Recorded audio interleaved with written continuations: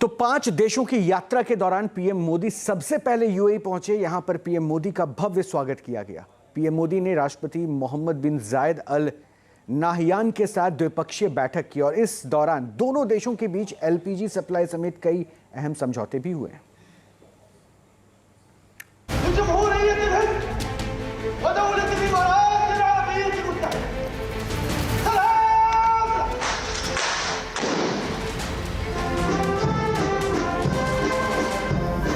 Middle east में संघर्ष के बीच भारत और यूएई के बीच दोस्ती का दम एक बार फिर से दिखा।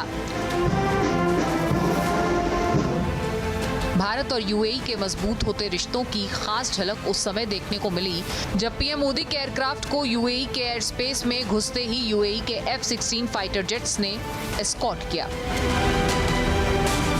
अबू धाबी पहुंचे प्रधानमंत्री नरेंद्र मोदी का भव्य स्वागत किया गया।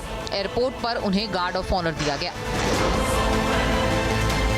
पीएम मोदी की यूएई यात्रा के दौरान कई बड़े रणनीतिक और आर्थिक समझौते हुए हैं।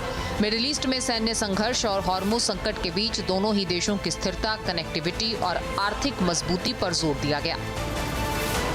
पीएम मोदी और राष्ट्रपति मोहम्मद बिन जायद अल नाहयान के बीच द्विपक्षीय बैठक हुई है। प्रतिनिधि मंडल स्तर की वार्ता के दौरान दोनों ही नेताओं की मौजूदगी में MOUs का आदान प्रदान किया गया।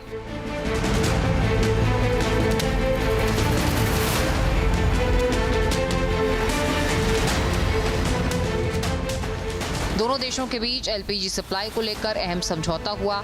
यह समझौता IOCL एडनॉक के बीच हुआ है। इसके तहत यूएई से भारत को प्राथमिकता के आधार पर ईंधन की सप्लाई सुनिश्चित होगी। यूएई भारत की घरेलू एलपीजी जरूरतों का लगभग 40% पूरा करता है। स्ट्रैटेजिक पेट्रोलियम रिजर्व, रक्षा सहयोग और वडनार में शिप रिपेयर क्लस्टर से जुड़े MOUs भी साइन हुए हैं। के मुताबिक दोनों नेताओं ने ऊर्जा सुरक्षा, व्यापार, निवेश और वेस्ट एशिया के हालात पर चर्चा की है।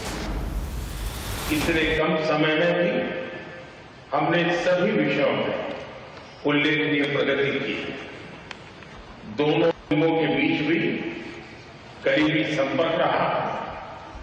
आज जिस तरह की परिस्थिति है, इसमें भारत और यूएई की स्ट्रैटेजिक साझेदारी, इसका महत्व कई गुना बढ़ गया। हम आने वाले समय में हर क्षेत्र में साथ मिलकर के आगे बढ़ते रहेंगे। प्रतिनिधिमंडल स्तर की वार्ता के दौरान पीएम मोदी ने यूएई पर हुए हमलों की निंदा की।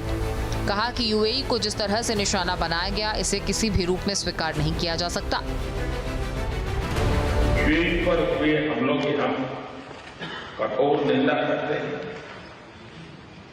यूएई को जिस तरह निशाना बनाया गया है, ये किसी भी रूप में स्वीकार्य नहीं है।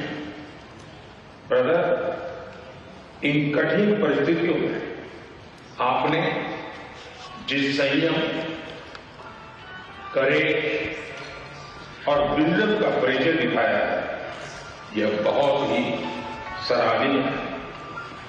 राष्ट्रीय एकता, सुरक्षा और क्षेत्रीय अखंडता को बनाए रखने आपके नेतृत्व में उठाए गए कदमों का हम अभिनंदन। पीएम मोदी यूएई में करीब 2.5 घंटे रुके। उसके बाद नीदरलैंड्स के लिए रवाना हो गए। नीदरलैंड के बाद पीएम स्वीडन, नॉर्वे और इटली जाएंगे। इन यात्राओं का मकसद भारत की वैश्विक साझेदारियों को मजबूत करना है। Team news nation.